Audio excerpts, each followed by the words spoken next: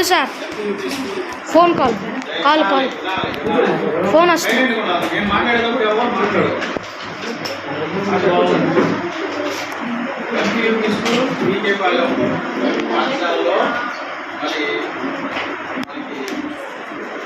గణిత ఉపాధ్యాయుడిగా పనిచేస్తారు. ఎందుకంటే ఆయన గౌరవించుకోవడం మన యొక్క బాధ్యత కాబట్టి ఆశాన్ని పిల్లలు మేము చిన్న సత్కారం చేసుకోవాలని మనసులో అనుకోవడం జరిగింది. అయితే మనం 22వ తారీఖు చేద్దాం అనుకున్నాం. అయితే ఆ రోజు టీచర్ గారు కొంచెం వేరే పని ఉండడం వల్ల సన్మాన కార్యక్రమం టీచర్ గారు ఆశాలు ఉండడం వల్ల మరి అక్కడ వెళ్ళాలని ఆలోచన ఉండడం వల్ల ఈరోజు పెట్టుకోవడం జరిగింది. సార్ మరి ఈ చిన్న కార్యక్రమాన్ని మీరు యాక్సెప్ట్ చేయాల్సిందిగా అదేవిధంగా అప్పుడు యామిని, సింధు, పద్మనరేశ ముగ్గురు కూడా ఆశాలు సన్మానం.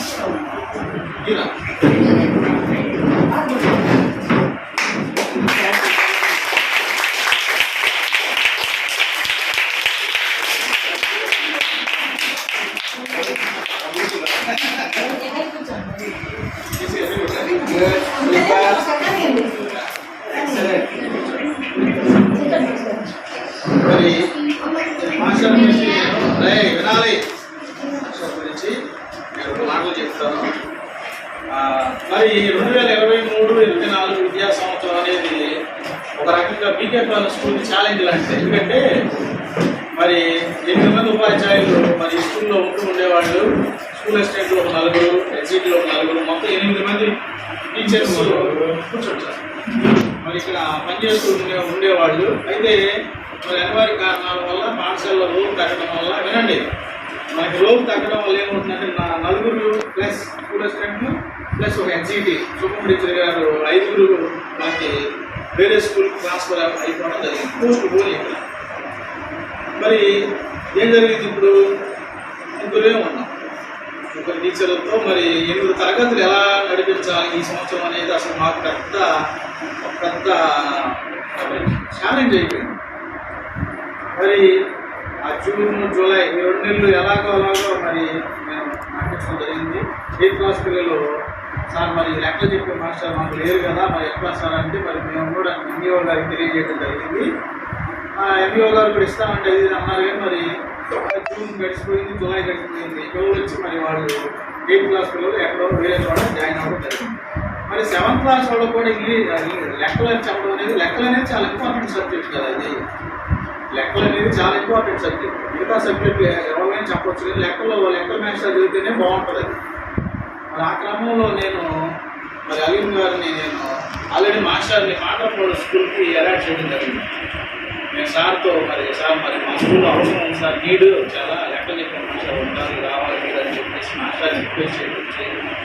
మరి మాస్టర్ కూడా ఎందుకంటే ఆయన కూడా ఇప్పుడు పిల్లలకి చెప్పాలనేటువంటి తపన కలిగినటువంటి ఆయన కూడా పిల్లలకి తనకున్నటువంటి జ్ఞానాన్ని పిల్లలకు పంచాలి, పిల్లలకి అందించాలనేటువంటి తపన, ఆ ఇంట్రెస్ట్ ఉన్నటువంటి వ్యక్తి మాస్టర్ అలీం గారు. మరి ఆయన కూడా వెంటనే సరే సార్ నేను బీకేపీ వస్తానని చెప్పి మరి బీకేపీ రావడం జరిగింది. మరి చక్కగా మరి ఈ సంవత్సరం అంతా కూడా ఆగస్టులో వచ్చినట్టున్నారు సార్. అక్టోబర్లో వచ్చి మరి ఈ 7-8 నెలలు చక్కగా మీకు సిలబస్ అంతా చక్కగా కంప్లీట్ చేయడం. ఇంకో ప్లస్ పాయింట్ ఏంటంటే మాస్టర్ లెక్కలు ఒకటే చెప్పడం కాదు, హిందీ కూడా చెప్పడం జరిగింది. మరి హిందీ కూడా చెప్పడం ఇక్కడ చెప్పేవాళ్ళు ఎవరు లేదు. మిగతా సబ్జెక్టులు తెలుగు, ఇంగ్లీషు, సైన్స్, శ్వాసలు మేము చెబుతున్నాం. కానీ లెక్కలు హిందీ చెప్పేటువంటి ఉపాధ్యాయులు ఇంకా లేకపోవడం అనేది ఒక రకంగా లోటు అనమాట. అందువల్ల మరి మాస్టర్ మన స్కూల్కి రావడం అనేది చాలా అవసరం, చాలా అది గొప్ప విషయం అన్నమాట. మరి అందువల్ల మాస్టర్ని అయితే రేపు 23వ తారీఖు లాస్ట్ వరకు ఉండే కాబట్టి సార్ మళ్ళీ తన యొక్క మాతృ పాఠశాలకు వెళ్ళాలి, రిలీజ్ చేయాలనుకున్నాను. అందుకని మాస్టర్ని ఒక చిన్న ఇదేంటంటే ఆయన గౌరవించడం కోసం, అంతే ఇదే గొప్ప విషయం ఇదే కాదు. అందువల్ల సారు మరి మన పాఠశాల నుంచి 22వ తారీఖు నెల్లూరు రావాలన్న సందర్భంగా ఈ చిన్న కార్యక్రమాన్ని, ఈ చిన్న సన్మాన కార్యక్రమాన్ని ఏర్పాటు చేయడం సంతోషంగా, చాలా సంతోషంగా మరి పిల్లలు కూడా చాలా ఉత్సాహంగా చేద్దాం సార్ అన్నారు. అందుకని ఈ కార్యక్రమాన్ని ఏర్పాటు చేయడం జరిగింది సార్. ఈ కార్యక్రమాన్ని సభ్యులు 4 మాటలు చెప్పాలి, దాని గురించి మాట్లాడుతుంది.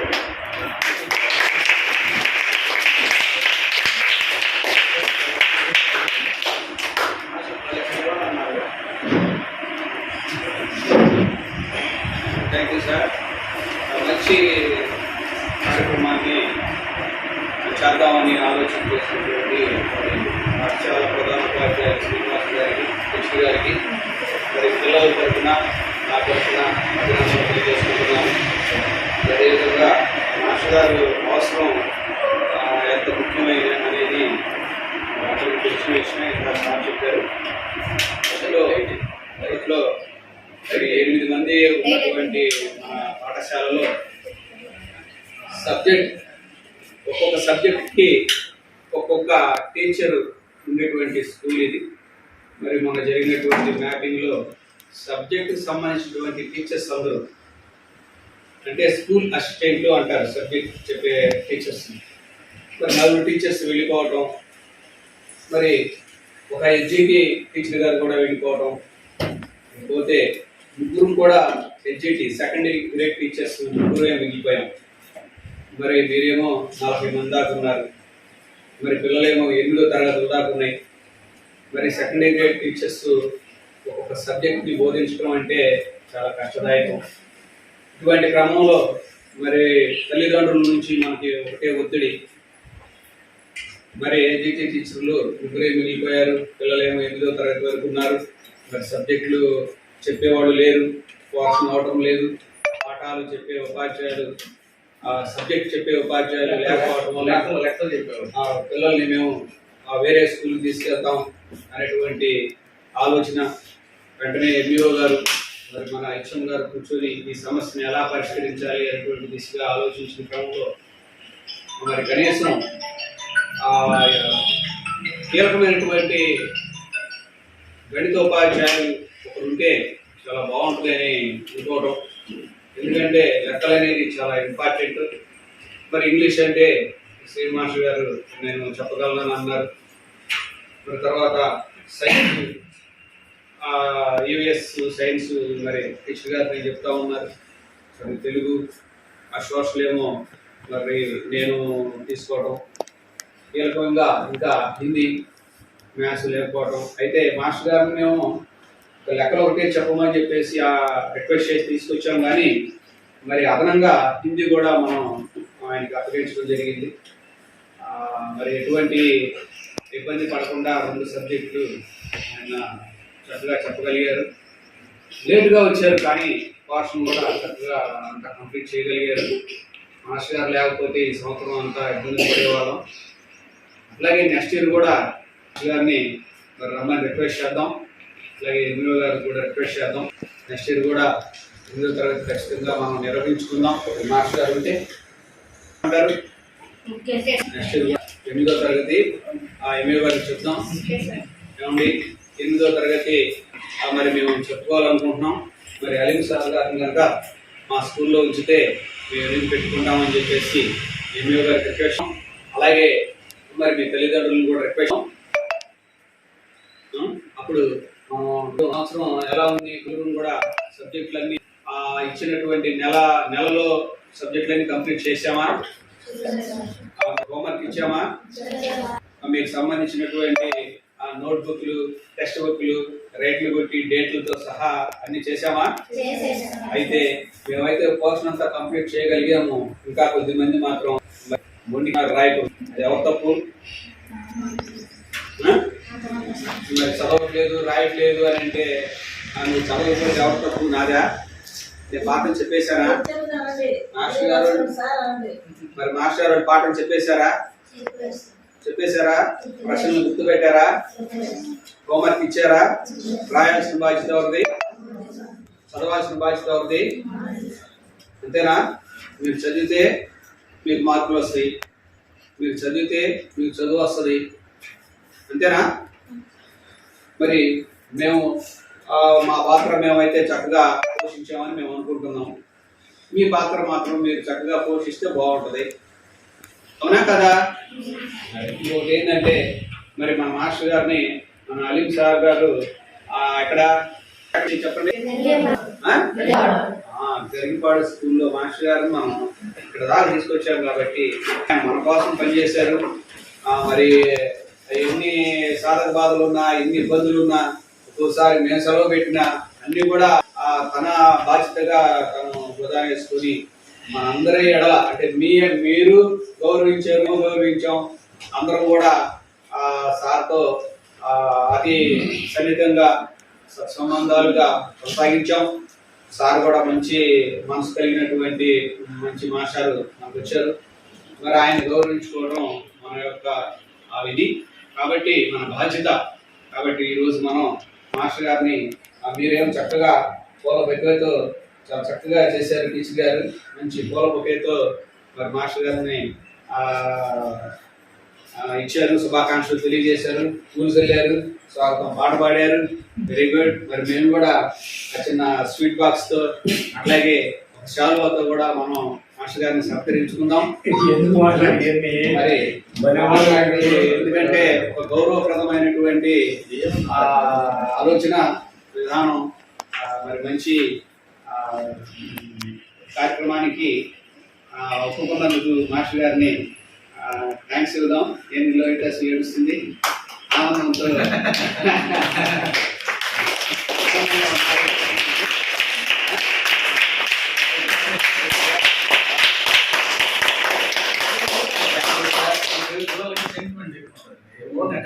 Thank you sir. ఇంకొకటి ఏంటంటే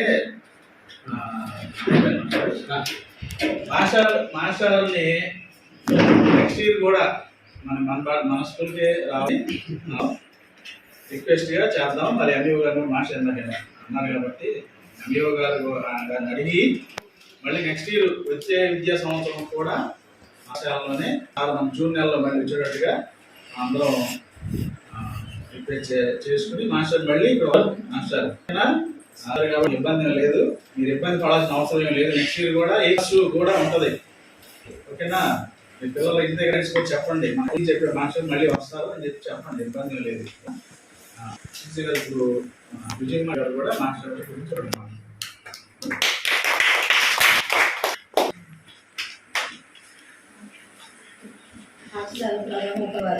వారికి ఉపాయులు మాస్టర్ గారికి వారికి నా నమస్కారం. పిల్లలకి ఆశీస్సు.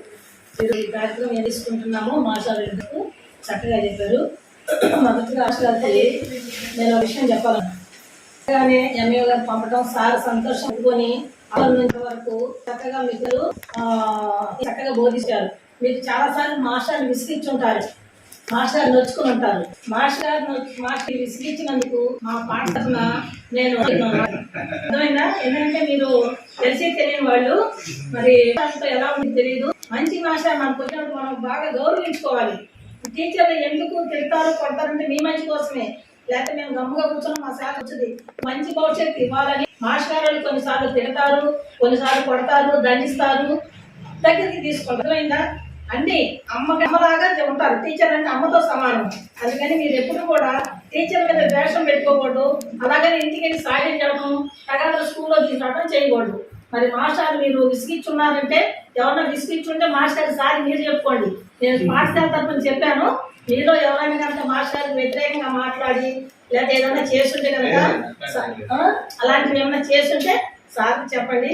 సార్ చక్కగా ఇన్ని నెలలు ఇక్కడ మాతో పాటు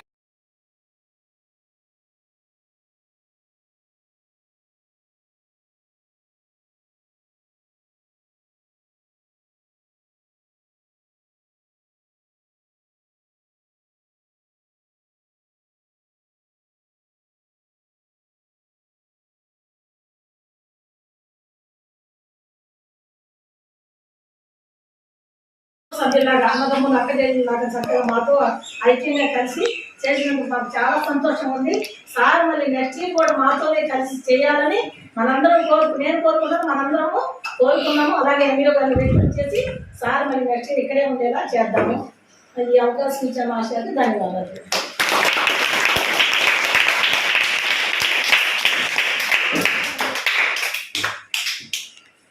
కొన్ని స్కూళ్ళలో ఇద్దరు టీచర్లు ఉంటే ఆ ఇద్దరికి సరిపడలేదు కొన్ని స్కూళ్ళలో. కానీ మన బీకేపాలెం స్కూల్లో 8 మంది టీచర్లు ఉన్నా ఎక్కడ ఏ పొరపాట్లు అనేవి లేదా పొరపచ్చలు అనేవి జరగలేదు. టీచర్ల మధ్య భేదాభిప్రాయాలు అనేవి ఎప్పుడు రావు. అర్థమవుతుందా? మరి ఇక్కడ నలుగురు కూడా చక్కగా మరి సార్ వాళ్ళు ఇద్దరు కూడా నాకన్నా సర్వీస్లో సీనియర్సే. నేను 2002లో జాయిన్ అయితే మాస్టర్ 97 BScలో సీనియర్స్ అన్నమాట. మరి వయసులో టీచర్ గారు కూడా సీనియర్ అయినా సరే మరి ఈయన చిన్నోడే నాకు మళ్ళీ చెబుతున్నారు అలాంటిది అలా ఏమి లేకుండా మరి చక్కగా అందరూ ఒక అన్నదమ్ముల్లాగా అక్క తమ్ముళ్ళలాగా అన్న చెల్లెళ్ళలాగా కలిసి ఉండడం అనేది ఒక అదృష్టం ఇక్కడ ఈ స్కూల్లో ఏంటి. అలాగే మీరు కూడా మంచివాళ్ళు, ఎవరు కూడా మాస్టర్కి ఎదురు చెప్పేవాళ్ళు ఎవరు లేరు పిల్లలు. అర్థమవుతుందా? మరి అందరూ చక్కగా ఒక కుటుంబంలాగా ఈ విద్యా సంవత్సరాన్ని ఈ విధంగా విజయవంతంగా ఒక రకంగా విజయవంతం అయినట్టే ఈ విద్యా సంవత్సరం. నేనైతే ఫస్ట్లో చాలా టెన్షన్ పడ్డాను, ఈ స్కూల్ని ఎలా రన్ చేయాలి. 2-3 టీచర్లని లెక్కలు చెప్పేవాళ్ళు ఎవరు లేరు, అందరూ పేరెంట్స్ వచ్చి మరి మ్యాథ్స్ చెప్పేవాళ్ళు లేరు కదండి అని అంటున్నారు. మరి ఏం చేయాలనేది బాగా టెన్షన్ పడ్డాం. మరి ఈ కోఆపరేషన్ అనేది లేకపోతే రోజులు జరగవు, నెలలు జరగవు, సంవత్సరాలు జరగవు. అలా ఒక చక్కగా ఒక కుటుంబంలాగా మరి ఈ సంవత్సరాన్ని ఇలా సంతోషంగా ముగించినందుకు మరి అందరం కూడా చాలా సంతోషంగా ఈ కార్యక్రమాన్ని చేసుకుంటున్నాం. మరి ఈ కార్యక్రమానికి చక్కగా మాస్టారు అంగీకరించినందుకు మరి వారికి మరి పాఠశాల తరఫున విద్యార్థుల తరఫున అలాగే ధన్యవాదాలు తెలియజేస్తూ ఈ చిన్న కార్యక్రమాన్ని స్టార్ట్ చేద్దామండి.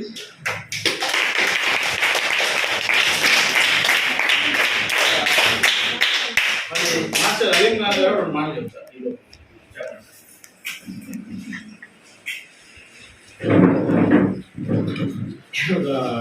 సడన్ సర్ప్రైజ్ లా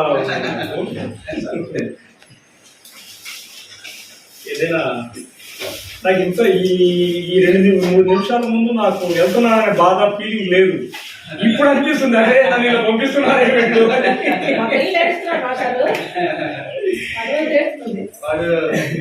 ఏదైనా ఒక కార్యక్రమం ఏర్పాటు చేశారు కాబట్టి ఈ కార్యక్రమానికి అధ్యక్షత వహించినటువంటి హెడ్ మాస్టర్ గారికి అలాగే నా తోటి ఉపాధ్యాయులకు మేడం గారికి మీ అందరికీ ముందుగా నా యొక్క ధన్యవాదాలు తెలియజేస్తున్నాను.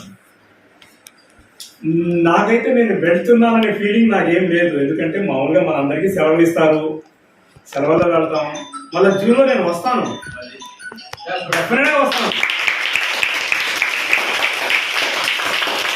అంటే నాకు ఈ సంవత్సరం మీరు మంచి అవకాశం ఇచ్చారు, నాకు ఒక అవకాశాన్ని కల్పించారు సబ్జెక్ట్ చెప్పడానికి. సబ్జెక్ట్ ఉంది, మనం చెప్పుకోలేకపోతున్నాం అనే బాధ నాలో ఉండేది. ఒక అవకాశం వచ్చిన వెంటనే కాకపోతే నాకు చాయిస్ ఉంది. ఆ రోజు పాండ్రపాడు వెళ్ళాలా, బీకేపాలెం రావాలా. పాండ్రపాడు అంటే నేను చూసుకుంది ఏంటంటే పొన్నూరు, నా ఊరు నుంచి 10 కిలోమీటర్లు. ఎందుకంటే మీరు చూస్తూనే ఉంటారు, ఉదయాన్నే వస్తారంటే కంగారుగా ఫేషియల్ వేసుకుంటూ ఉంటాం, అది పడవు, అవి తిరుగుతూ ఉంటాయి, టెన్షన్ పడుతూ ఉంటాం. అక్కడ ఉందనుకోండి, ఇంటి దగ్గర నుంచి బయలుదేరి 10 నిమిషాలు వెళ్ళిపోతాను, ఫేషియల్ వేసుకుంటాను, మన కార్యక్రమాలు మనం నడుస్తాయి. అలా నాకు ఎంతసేపుగా ఆలోచనే ఉంది. కానీ మన హెడ్ మాస్టరు, మన మధు మాస్టారు ఒకసారి మాస్టర్ మాకు ఇట్లా అసలు మ్యాథ్స్ చెప్పేవాళ్ళు లేరు అంటే, నేను పిల్లలు ఎవరో ఒకళ్ళు మ్యాథ్స్ సబ్జెక్ట్ ఉంటుంది వాళ్ళు చెబుతుంటారు అని అనుకుంటూ ఉండేవాడిని. ఎవరు లేవు అనే వాటికి అవసరం ఉంది ఇక్కడ. కాబట్టి నాకు లెక్కలు చెప్పడం అంటే చాలా ఇష్టం. నాకు ఇప్పటి నుంచి కాదు, నేను ఇంటర్మీడియట్ చదివి అంటే 10వ తరగతి అయిపోయిన తర్వాత ఇంటర్మీడియట్ చదివిన తర్వాత ఇంటర్మీడియట్ చదువుతూనే లెక్క చెప్తుండేవాడిని చుట్టుపక్కల పిల్లలకి.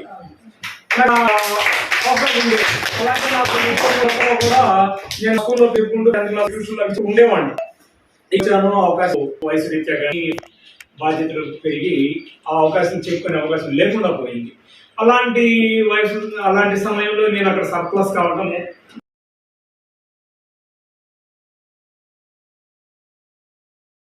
నేను డెఫినెట్ గా మీకు రేపు జూన్ 12 రీఓపెనింగ్ అవుతుంది, మీరందరూ వస్తారు. 12వ తారీఖు ఎంఈఓ గారి దగ్గరికి వెళ్ళి స్పెషల్స్ చేసుకుని ఈసారి జూన్ 13, 14 కడతాను. మీరు 7th క్లాస్ అయిన పిల్లలు మాత్రం మీకు ఈసారి అందరం కలిసి మంచిగా చేస్తాం. ఎందుకంటే అక్టోబర్లో వచ్చిన కాడ నుంచి మనకి ఎంత సిలబస్ దాని మీద వెళ్ళిపోయింది ఆ సంతకాలే.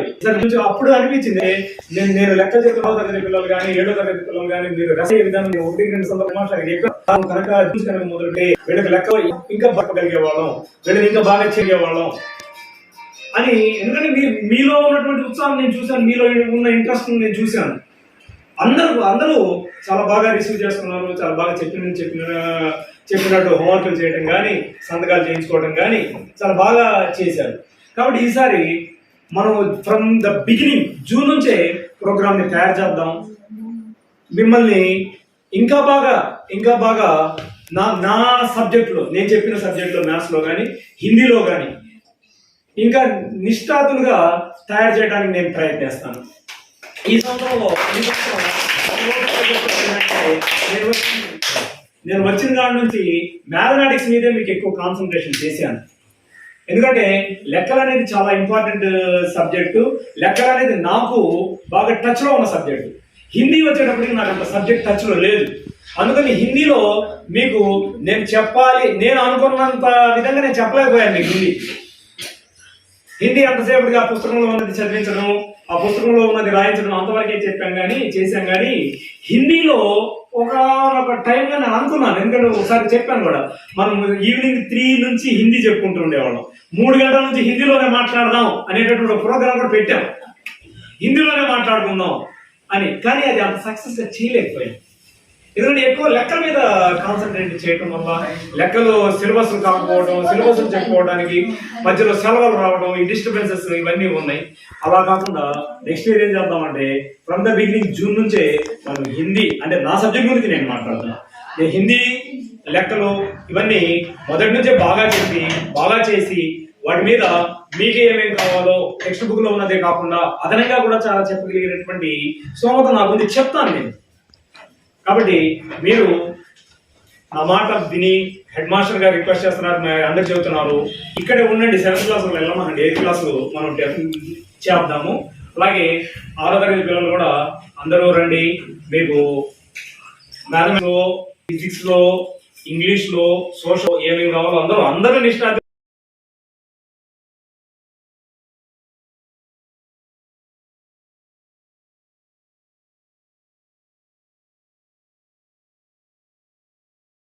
ఈసారి ఈ ప్యానల్స్ లో వీటిలో మీద జరుగుతూ ఉంటుంది. యాక్చువల్గా అయితే ప్యానల్ పక్కన ఉండదు ఉంటాయి, కాకపోతే మొదటి నుంచి లేవు కాబట్టి మనం దీంట్లో చూపి దాని మీద చెప్పడం జరుగుతూ ఉంది. 8th క్లాస్ పిల్లలకి ట్యాబ్స్ కూడా వస్తాయి, ట్యాబ్స్ మీద కూడా అవగాహన ఉంటుంది. వాటిని కూడా చక్కటి బోధన చేయగలమని ఆశ నాకుంది, అది చేయగలుగుతున్న నమ్మకం నాకుంది. దానికి మీరందరూ కోఆపరేట్ చేస్తే బాగుంటుంది. కోఆపరేట్ చేయడం అంటే ఏంటంటే మీరంతా రెగ్యులర్గా రావాలి బడికి,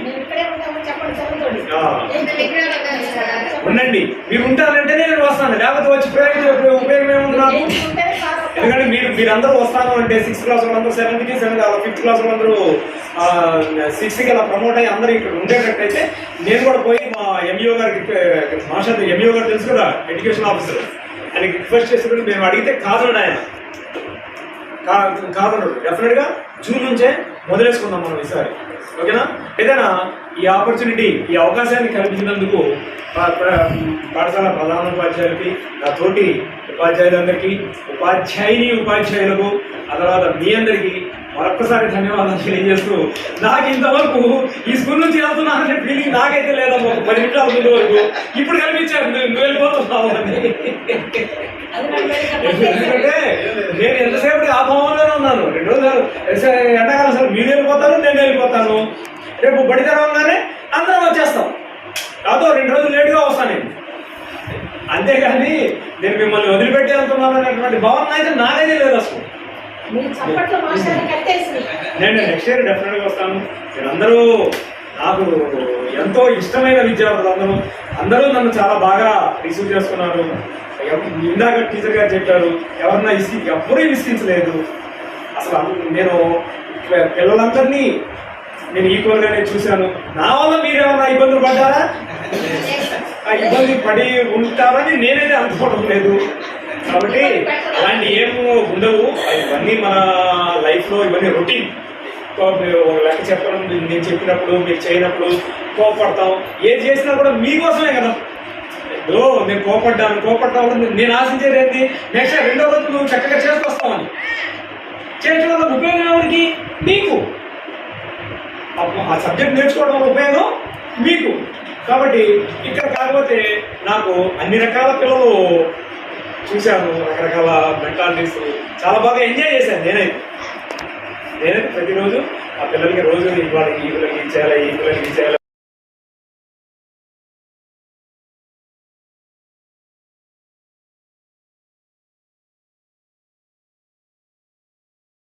ఆ తర్వాత హర్ష గారికి ఎట్లా చెప్పాలా, దేవకుమార్ గారికి ఎట్లా చెప్పాలా, మల్లేశ్వరి ఈరోజు బడికి వస్తుందా రాదా, మన నాగలక్ష్మి కనబడిద్దా లేదా, మన పూజ సరిగ్గా రాసిద్దా లేదా, జాస్తి అక్షయ, శీలం అక్షయ, ఏది ఇల్లంతా శీలం అక్షయ అయితే రోజు వచ్చి కనబడింది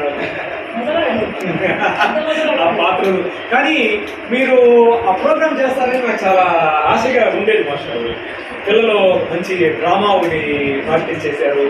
ఇక్కడ చేస్తుంటే బాగుండేది. అలాగే 5వ తరగతి మన శివగాడు, ఆ తర్వాత ఆడపిల్లలు ఏది అమ్మాయి, ఇంకో ఇద్దరు అమ్మాయిలు, ఆ పిల్ల మన జ్యోతిక గారు, తులసి రామ్ తులసి, చాలా యాక్టివ్గా జరిగింది. ఎందుకంటే నేను 5, 6, 7 వాళ్ళు మాత్రమే చెప్పాను కాబట్టి నెక్స్ట్ టైం 4 నుంచి మీరు కూడా 5కి వస్తారు. మా సుధీర్ గారు నాకు ఎప్పుడు గుర్తుండిపోయే క్యారెక్టర్ ఇవన్నీ.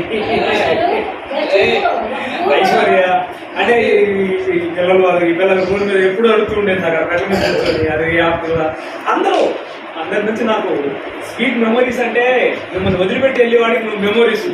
రేపు మళ్ళీ జూన్లో వస్తాను నేను, ఎక్కడికి పోను. కాబట్టి డెఫినెట్గా ఈ అవకాశం ఇచ్చినందుకు మరొకసారి మీ అందరికీ ప్లస్ మా కొలీగ్స్కి, మాస్టర్కి ప్రదర్శన స్థానం అని, వైజ్ఞానిక టూర్స్ అని జరుగుతూ ఉంటాయి. ఏం కానీ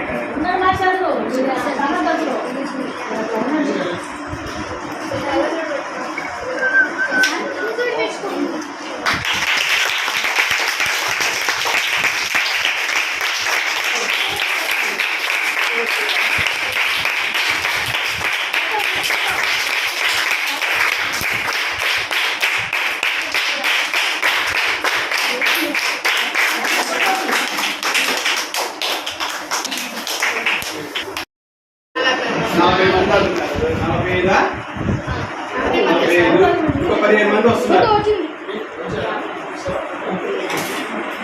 మనకి. దేవుడు పక్కన నుంచి వచ్చేవాడు శివ, దేవకుమారు,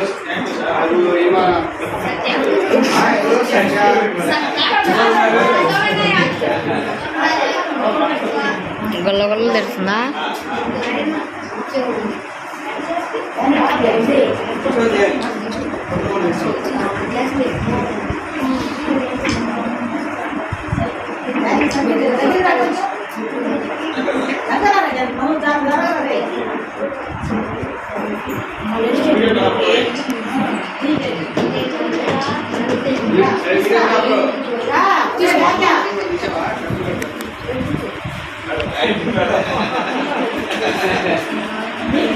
చాలా